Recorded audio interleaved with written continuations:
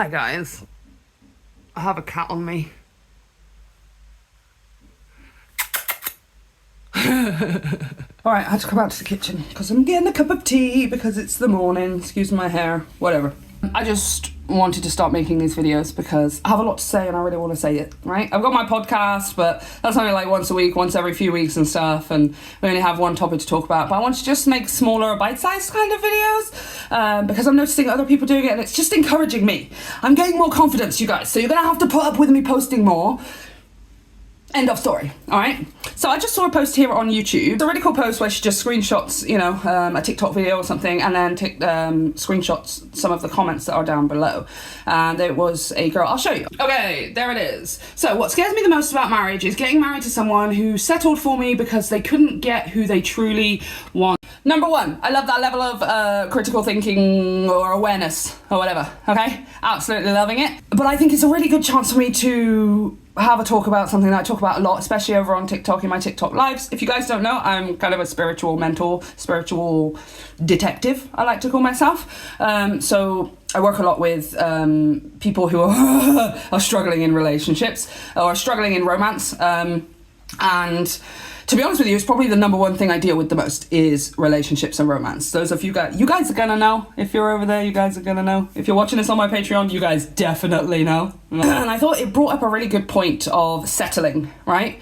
One thing that I notice is that people seem to, just from my experience and getting everybody asking all of these questions and what do I do and how do I blah, blah, blah, all the relationship stuff, people seem to be at one end or the other of the Richter scale, of the scale. Romantic scale. You're either at the one end of I have a fantasy in my head and things need to align perfectly with the way I see them in my head, otherwise I'm going to get triggered or upset or my whole life's going to fall apart. Or we're at the other end of the Richter scale where we're just like I'm just going to settle for whatever comes along because I don't believe I can really get what I want, or I don't believe that it exists, or several other reasons. So this post just kind of highlighted that and I was like, oh yeah, that's something I really want to talk about. My point that I'm always trying to make to people is that you can have what you want when it comes to romantic relationships. The kind of romance that you envision, the kind of feelings that you imagine yourself having when you are picturing it, and the kind of person you want to be with, and you can have that. It does absolutely exist. At no point am I like being super nihilistic and saying that it doesn't. But it is a very specific version or iteration of yourself that is going to be able to attract it in the first place, right? But, or at least be in the position where that's what you're putting out, right? But also to maintain and sustain it, because this is where people seem to struggle. They might get something that maybe looks like the fantasy. So that might be the person physically looks like what they always dreamed of. They have the physical features and attributes that they always dreamed of. Maybe somebody has the personality that somebody always dreamed of. Maybe somebody has the money or the status or something. The status? Did I just say status? Status that they always dreamed of. And so they will, be with that person or they will,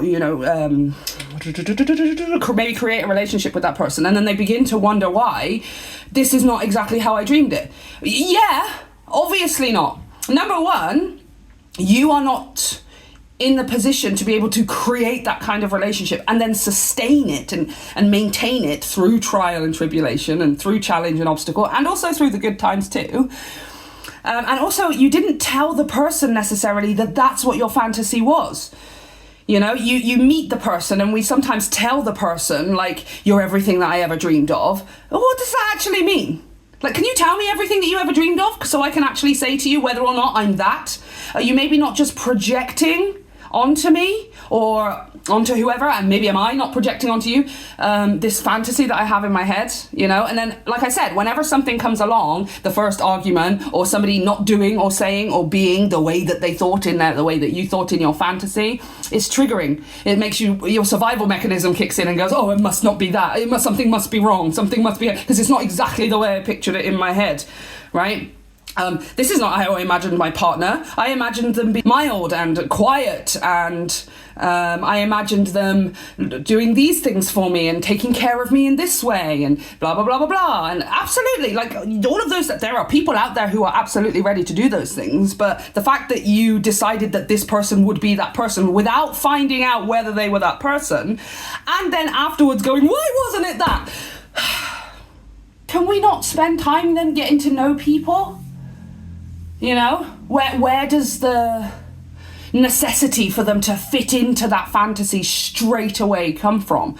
I wonder if maybe it's the idea of things like, you know, destiny and love at first sight, and I'm like the most spiritual person. I freaking love talking to the universe. I absolutely love spirit, but I do not believe in love at first sight like that. I do not believe in romantic destiny as such like that. I just don't think. I think it's an idea that we have been idealizing, which creates a very unhealthy expectation, right? The idea of ending up with the one and being with the soulmate that I'm going to be with for the rest of my life. Unfortunately, there is literally no way. I'm a tarot reader, and I'm telling you, there is no way. Any medium or psychic or somebody who comes to you and says, yes, this is forever, it was written in the stars, okay, no, because that's not what destiny is. Destiny is choice. You create your destiny. You design it along the way, and then you end up there, right? Don't be telling me who's my soul. I'm going to go find out. I'm going to create it myself. You're not going to tell me who I'm going to be with, okay? And I'm literally a tarot reader, you guys. And there's no such thing as romantic. There is no such thing as the one. There is no such thing as the one. I cannot stress this to you enough. There are people, and there will be people, you know, if you do your own inner work and you get yourself to a position where you are putting out the most authentic, genuine version of yourself, there are going to be so many people who turn up who fit into that box of the one. But they're going to be they're going to like appeal to different aspects of you. There is no one person on this planet who's going to complete and fulfill the entirety of every single iteration and version of you. You know, it's just not going to happen. You create it, you grow it with somebody. It's not just it is. Nobody is just put on this earth exactly as they're supposed to be. And I deal with this so much. Especially when it comes to specific people. Why does this specific person not want to be with me? Or how does this specific person feel about me? And this specific person this. And then, at what point did you decide that this was the one? Go, you felt a bit of something? Did you? You had a bit of a chemical hormonal reaction? What about them tells you that they're going to be with you for your best and your worst? What about them tells you that you can rely on them if your entire life was going to fall apart? You just met them. But no, I'm going to settle. I'm just going to settle because at least then I've got something. At least then I have something if I settle, even if it's not what I really want. And that's why I see so many people in relationships, they don't even like their partners. You know, they might care about them, like I want you to be happy and healthy and I don't want anything to happen to you, but I don't actually romantically like you. Maybe I did for 6 weeks or 6 months in the beginning, but it just dies away. Because you didn't actually know the person in order to be in love with the person in the first place. You were in love with the idea. You were in love with the fantasy. You were in love with the projection of what you thought your perfect person/relationship is. And I just love seeing young people have questions like that. I love young people recognizing the farce, the transactional system that romance is. Like, am I going to be with somebody who's settling because they couldn't be with the person that they wanted to be with? Do you know what? A lot of the time, yeah. I thought this was just a really good point to make, right? Like, I don't think it's necessarily that healthy for us to be at one end or the other end of the romance Richter scale, right? There's a grey area. It's about understanding that, okay, what I want does exist. It might not be in the person that I think it is. It might not come about in the way that I think it's going to, but until I have a relationship with myself and I know for a fact I'm putting out the most genuine, authentic, real, unfiltered version of myself, then how can I expect the real, raw, unfiltered version of my ideals and my dreams to appear to me, right? Mostly what I'm going to be getting is things that are trying to teach me along the way. Stepping stones, lessons. Anyway, I just wanted to make that point.